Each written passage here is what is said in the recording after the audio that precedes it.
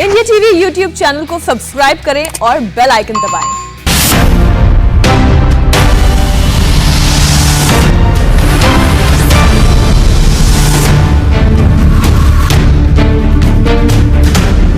नमस्कार, आप देख रहे हैं इंडिया टीवी। आपके साथ मैं हूं मीनाक्षी जोशी। दोपहर 12 बजे का वक्त हो गया है। वक्त है अब की बार किसकी सरकार का। जी हां, चुनावों का सबसे बड़ा इलेक्शन स्पेशल शो अब की बार किसकी सरकार, जिसमें मैं आपको दिखाऊंगी उत्तर प्रदेश और पंजाब की हर बड़ी खबर, जिसका होगा 2022 के चुनाव पर असर। तो बिना देर किए सबसे पहले आपको दिखाते हैं आज की 3 बड़ी खबरें। कौन सी है? पहली बड़ी खबर आ रही है चुनावी राज्य पंजाब से। जी हां, पंजाब से ये बड़ी खबर आपको बता दें, जहां ताजपोशी से पहले सुपर एक्टिव हो गए हैं नवजोत सिंह सिद्धू और कैप्टन की लड़ाई पर कांग्रेस ने फाइनल फैसला कर लिया है। बस ऐलान होना बाकी है। सिद्धू को प्रदेश अध्यक्ष बनाने पर बात बन चुकी है और आला कमान से जुड़े सूत्र इस बात को कंफर्म कर रहे हैं। अब सवाल यह है कि क्या पंजाब की कलह वाकई में सुलझ गई है या ये फाइनल से पहले एक और फाइनल का इंतजार आपको करना पड़ेगा। इस पर हम डिटेल रिपोर्ट देंगे आपको कुछ ही देर में। और आज की दूसरी बड़ी खबर उत्तर प्रदेश से जुड़ी हुई है, जहां पर 2022 चुनाव को लेकर बीजेपी के साथ साथ आरएसएस भी सुपर एक्टिव है।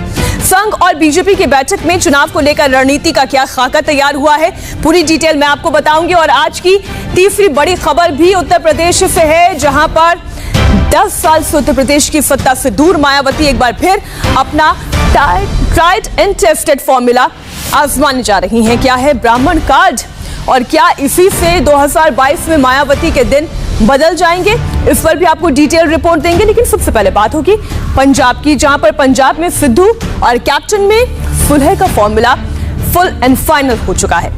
आज हरीश रावत सोनिया गांधी को फाइनल रिपोर्ट दे सकते हैं। सिद्धू और कैप्टन के बीच में जो जंग पिछले 2 महीने से लगातार जारी है, उस पर सुलह के आसार नजर आ रहे हैं। 24 घंटे में सिद्धू को अध्यक्ष बनाने का ऐलान किया जा सकता है।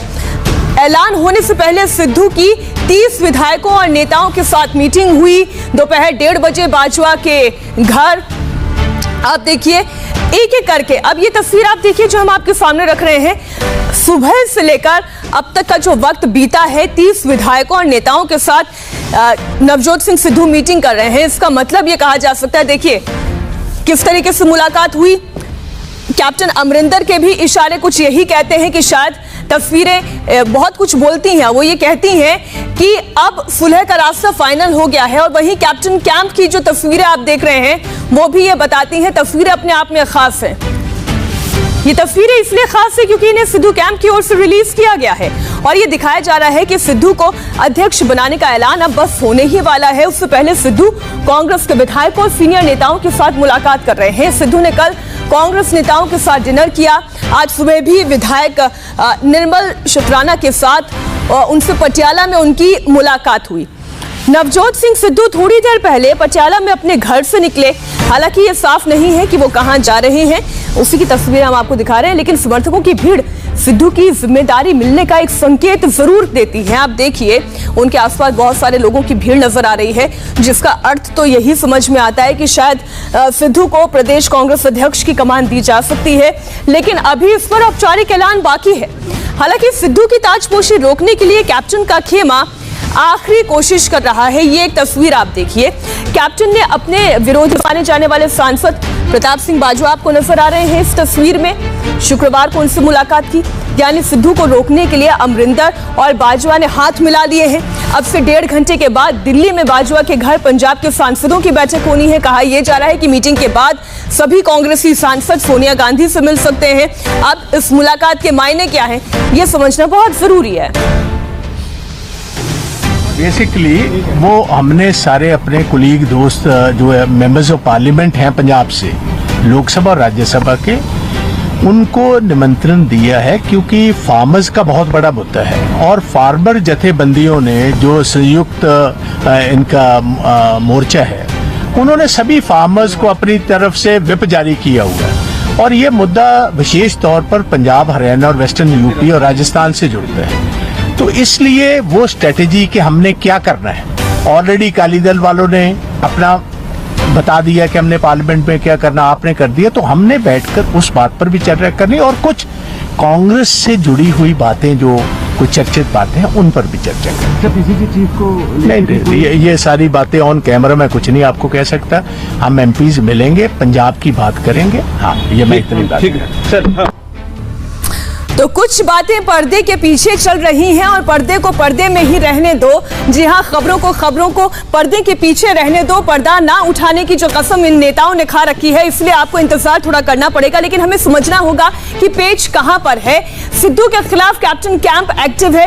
अमरिंदर भले ही ये कह रहे हैं कि सोनिया गांधी का फैसला उन्हें मंजूर है, लेकिन सिद्धू को अध्यक्ष बनने से रोकने की कोशिश में लगे हुए हैं। और यही वजह है कि कैप्टन कल अपने विरोधी कहे जाने वाले प्रताप सिंह बाजवा से मिले। अब से थोड़ी देर बाद दिल्ली में बाजवा के घर एक अहम मीटिंग भी होने जा रही है। बाजवा के घर पंजाब के कांग्रेस सांसदों की बैठक होगी। बाजवा भले ही ये कह रहे हो कि आज की मीटिंग किसान आंदोलन पर संसद में रणनीति को लेकर है, लेकिन पंजाब कांग्रेस के मुद्दों पर भी चर्चा होगी, जिसके बाद सभी सांसद सोनिया गांधी से मुलाकात करने का समय मांग सकते हैं। लेकिन सिद्धू मान चुके हैं कि उन्हें अध्यक्ष बनाया जा रहा है और उनके हाव भाव, उनकी बॉडी लैंग्वेज, उनके घर के बाहर लगने वाले समर्थकों का तांता ये बताता है। कल से लेकर आज तक सिद्धू ने 30 विधायकों और नेताओं के साथ मुलाकात की है। विधायकों के साथ सिद्धू ने डिनर किया है। आज सुबह विधायक निर्मल शतराना से मुलाकात भी की। सिद्धू ने कैप्टन समर्थकों से मुलाकात की। इसके क्या मायने हैं? इसका मतलब तो यही निकल कर आता है कि सिद्धू आला कमान के किसी ऐलान से पहले अपने लिए विद इन द पार्टी अपने लिए समर्थन जुटाने की कोशिश कर रहे हैं, फिर वो चाहे वो उनके खेमे के हों या फिर वो कैप्टन के खेमे के ही नेता क्यों ना हो। पंजाब में सुलह का फॉर्मूला क्या तय होता नजर आ रहा है, वो एक बार आपको बता देते हैं। कांग्रेस 2022 का चुनाव कैप्टन अमरिंदर सिंह के नेतृत्व पर, उनके चेहरे पर ही लड़ेगी, क्योंकि ये एक धुआंधार जो है नेता हैं कांग्रेस पार्टी के। इनके नेतृत्व में पिछला चुनाव जीता था, इसलिए उन्हीं के नेतृत्व पे चुनाव लड़ा जाएगा। लेकिन प्रदेश अध्यक्ष की कमान, ये जिम्मेदारी नवजोत सिंह सिद्धू को दी जाएगी। राजकुमार चब्बेवाल कार्यकारी अध्यक्ष बनाए जाएंगे। कैप्टन को खुश करने के लिए कांग्रेस 2 कार्यकारी अध्यक्ष भी बनाने वाली है। और इसके अलावा हमने बताया आपको राजा वांडिंग और इसके अलावा कुलजीत, इनको जो है इनमें से किसी एक को कार्यकारी अध्यक्ष बनाया जा सकता है। सुलह के फॉर्मूले के तहत पंजाब में कांग्रेस 2 डिप्टी सीएम बनाएगी। कैप्टन सरकार ने कैबिनेट मंत्री ब्रह्म महेंद्रा को डिप्टी सीएम बनाने का फैसला किया है, या हो सकता है ये एक नाम हो, लेकिन अभी तक औपचारिक ऐलान कुछ नहीं हुआ है। इसलिए अभी भी हम ये कह रहे हैं कि ये सुलह का फॉर्मूला भर है। हमारे साथ चंडीगढ़ से संवाददाता पुनीत परिंजा जुड़ गए हैं। पुनीत, जो अभी हम फॉर्मूला दर्शकों को दिखा रहे थे कि अध्यक्ष सिद्धू होंगे, लेकिन उनके नीचे जो है 2 कार्यकारी अध्यक्ष और बनाए जा सकते हैं। जरा आप दर्शकों को बताएं कि सुलह का फॉर्मूला क्या है और क्या वाकई में यही औपचारिक ऐलान भी होगा? देखिए, सबसे पहले मीनाक्षी, यहाँ पर जो औपचारिक ऐलान है वो पहले सिद्धू की ताजपोशी का होगा और उसके बाद जो है ये जो कार्यकारी अध्यक्ष जो 2 बनाए जाने हैं, उसमें ये चर्चा चल रही है कि एक है राजकुमार चब्बेवाल हैं, इनको कार्यकारी अध्यक्ष बनाया जा सकता है। उसके अलावा 2 और नाम है, जिसमें राजा वड़िंग हैं, ये यूथ कांग्रेस के अध्यक्ष भी रह चुके हैं, यूथ चेहरा है। और उसके अलावा कुलजीत नागरा हैं। ये 2 लोग हैं। ये टोटल 3 नाम जो है वो इस समय रेस में चल रहे हैं, जिनको कार्यकारी अध्यक्ष बनाया जा सकता है। इनमें से 2 का चयन होना है। और वहीं दूसरी ओर अगर हम बात करें यहाँ पे मीनाक्षी, तो ब्रह्म इंद्रा हिंदू चेहरा है, उनको जो है उप मुख्यमंत्री जो है वो बनाने पर विचार जो है वो पार्टी कर सकती है। और उसके अलावा दलित चेहरा जो है वो है चरणजीत सिंह टन्नी, जो रंधावा के घर में मीटिंग पर भी देखे गए थे। जब सुखविंदर रंधावा के घर नवजोत सिंह सिद्धू की मीटिंग हुई थी, तो वहां पर चरणजीत सिंह टन्नी मौजूद थे और उनका भी नाम जो है वो इस रेस में चल रहा है। तो इस फार्मूले के तहत, और इसको काट के तौर पर देखा जा रहा है यहाँ पे मीनाक्षी, क्योंकि सुखबीर बादल जो है वो पहले ऐलान कर चुके कि उनकी राज्य में अगर सरकार बनती है तो वो उप मुख्यमंत्री 2 उप मुख्यमंत्री देंगे, एक हिंदू होगा और एक दलित होगा। तो उसको उसकी काट पे तौर पर देखा जा रहा है। 2022 में विधानसभा चुनाव ज्यादा देर नहीं रह गए हैं। ऐसे में कोई किसी तरह से पार्टी के अंदर कोई गतिरोध ना हो, उससे निपटने के लिए ये जो फॉर्मूला है ये आला कमान ने तैयार किया है। इंतजार करना होगा, लेकिन अभी भी पुनीत हमें औपचारिक ऐलान का तब तस्वीर और साफ हो पाएगी, लेकिन इशारा वही है जो ब्रीफिंग आप दे रहे हैं। शुक्रिया पूरी जानकारी के लिए पुनीत आपका। और अब खबर पंजाब से आगे बढ़ते हैं। पंजाब के अलावा उत्तर प्रदेश में भी एक लड़ाई जो है वो लड़ी जा रही है, जहां पर 325 प्लस का टारगेट पाने के लिए आरएसएस और बीजेपी का मंथन जारी है। 2022 चुनाव को लेकर संघ और बीजेपी इस वक्त खासी एक्टिव नजर आ रही है। लखनऊ में संघ बीजेपी की कोऑर्डिनेशन मीटिंग हुई है और दत्तात्रेय होसबोले और अरुण कुमार इस बैठक में शामिल हुए हैं। मुख्यमंत्री योगी आदित्यनाथ और दोनों डिप्टी सीएम भी इस जो कोऑर्डिनेशन मीटिंग है उसके अंदर शामिल हो सकते हैं। इसका मतलब सीधा सीधा ये है कि प्रयास किए जा रहे हैं 325 प्लस के आंकड़े को पाने के लिए। 2 दिन की इस मीटिंग में आपको जानकारी दे दें, जो मीटिंग शनिवार को सुबह शुरू हुई थी, उस मीटिंग की तस्वीरें हम आपके सामने रख रहे हैं और आज चुनाव की रणनीति को लेकर मंथन हो सकता है। संघ और बीजेपी की बैठक में कौन कौन शामिल है, एक बार ये आपको जानकारी दे दें। आरएसएस के सरकार्यवाह दत्तात्रेय होसबोले इस मीटिंग में शामिल है। इसके अलावा मुख्यमंत्री योगी आदित्यनाथ भी होंगे। संघ के सह कार्यवाह और बीजेपी से समन्वय के इंचार्ज अरुण कुमार इस मीटिंग में शामिल होंगे। डिप्टी सीएम केशव प्रसाद मौर्य इस मीटिंग में शामिल होंगे। इसके अलावा अगर बात की जाए तो संघ के सर कार्यवाह कृष्ण गोपाल और डिप्टी सीएम दिनेश शर्मा भी इस मीटिंग में शामिल रहेंगे। संगठन महासचिव उत्तर प्रदेश के संघ के सुनील बंसल और स्वतंत्र देव सिंह यूपी बीजेपी अध्यक्ष ये भी इस मीटिंग में शामिल रहेंगे। संघ और बीजेपी बैठक का एजेंडा आखिर क्या है? 2022 चुनाव, जी हां, इसे लेकर बहुत अहम ये मीटिंग बताई जा रही है और चुनाव से पहले संघ और बीजेपी में समन्वय पर चर्चा होगी। उत्तर प्रदेश में 6 हिस्सों में संघ के प्रतिनिधियों ने रिपोर्ट दी है, जिसमें अगर हम बात करें मेरठ, ब्रिज, अवध के जो संघ प्रतिनिधि हैं उन्होंने रिपोर्ट दी है। उत्तर प्रदेश के 6 हिस्से हैं जिनकी हम बात कर रहे हैं, जहां से प्रतिनिधियों ने अपनी रिपोर्ट दी है। क्या कमियां हैं, क्या अच्छी चीजें हैं, उसका दरअसल एक पूरा खाका तैयार किया जा रहा है। इसी के बारे में और थोड़ी जानकारी ले लेते हैं। हमारे सहयोगी रुचि कुमार जुड़ गई हैं। रुचि, इस कोऑर्डिनेशन मीटिंग का एजेंडा क्या है? देखिए, इस तरह की मीटिंग संघ की मीनाक्षी हर 6 महीने में होती रहती है, लेकिन ये मीटिंग इसलिए खास है कि फरवरी में उत्तर प्रदेश में विधानसभा के चुनाव हैं, तो जाहिर है कि मीटिंग का मुख्य एजेंडा विधानसभा चुनाव में 2022 के वो परफॉर्मेंस बीजेपी को रिपीट करना है जो 2017 के विधानसभा चुनाव में बीजेपी ने की थी।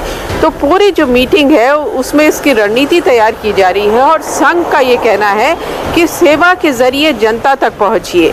उनका ये टारगेट है कि हर गांव में 2 संघ के वॉलंटियर्स बनाए जाएं जो हेल्थ वॉलंटियर्स हों, कि अगर कोविड की 3rd वेव आती है तो वहाँ किस तरह से मदद करें। इसके अलावा हर गांव में कम से कम 6 लोग हों संघ के, जो काम सरकार कर रही है उसका प्रचार वो गांव-गांव करें। तो आप समझ सकती हैं कि 1 लाख करीब 96,000 उत्तर प्रदेश में गांव हैं और हर गांव में 6-6 संघ का कार्यकर्ता जाकर सरकार के कामों के बारे में बताता है, वहाँ लोगों को वैक्सीनेशन में मदद करता है, राशन दिलाने में मदद करता है, कुछ बीमारी होती है उसमें मदद करता है। तो संघ का यही टारगेट है कि सेवा के जरिए जनता तक पहुंचा जाए और जिस तरह से भारी जीत 2017 के चुनाव में बीजेपी ने हासिल की थी वही परफॉर्मेंस दोबारा से मतलब तो दोहराई जाए। है कि जो तरीका आप बता रही हैं कि चुनाव आने से पहले तक हर घर तक संघ की या सरकार की दस्तक हो जानी चाहिए, प्रयास इसी बात का किया जा रहा है। शुक्रिया पूरी जानकारी के लिए रुचि आपका। आप देख रहे हैं आपकी बार किसकी सरकार और इलेक्शन शो में अब बात होगी मायावती के बड़े सियासी दांव की। जी हां, उत्तर प्रदेश विधानसभा चुनाव से पहले मायावती ने एक बार फिर से ब्राह्मण कार्ड खेला है। 23 जुलाई को बीएसपी ने ब्राह्मण सम्मेलन बुलाया है और ये ब्राह्मण सम्मेलन कहां बुलाया गया है? राम की नगरी अयोध्या में ब्राह्मण सम्मेलन बुलाया गया है। सतीश चंद्र मिश्रा को ब्राह्मण सम्मेलन बुलाने की जिम्मेदारी दी गई है। उत्तर प्रदेश चुनाव से पहले ये एक बड़ा कदम मायावती का कहा जा रहा है। हमारे सहयोगी रुचि कुमार इस खबर पर जुड़ी हुई है। क्या एक बार फिर से ब्राह्मणों को लुभाने की कोशिश में मायावती, क्योंकि कहा यह जाता है कि दलित ब्राह्मण का ये जो समीकरण वो बनाने में कामयाब हो पाई थी, अब तक कोई नहीं हो पाया उस तरह से। जी हाँ, देखिए 2007 में जिस तरह से मायावती ने जीत हासिल की थी, तो एक बार वही फॉर्मूला मायावती अपनाने की कोशिश में है कि उनके पास दलित हो, ओबीसी हो, मुस्लिम्स हो, तो साथ में ब्राह्मण भी हो। तो उन्होंने तब नारा दिया था कि हाथी नहीं गणेश है, ब्रह्मा विष्णु महेश है। तो अब वो नारा हमें फिर इस चुनाव में सुनाई देगा मीनाक्षी। और ख़ास बात कि जो ब्राह्मण सम्मेलन है इनकी शुरुआत अयोध्या में से होगी, सतीश मिश्रा करेंगे, तो इसका भी एक मैसेज देने की कोशिश में मायावती है मीनाक्षी। आप ठीक कह रही हैं रुचि कि ब्राह्मण अकेले सरकार बना तो नहीं सकते, लेकिन यह जरूर है कि ब्राह्मणों से सरकार बनाने के लिए एक माहौल जरूर तैयार हो जाएगा।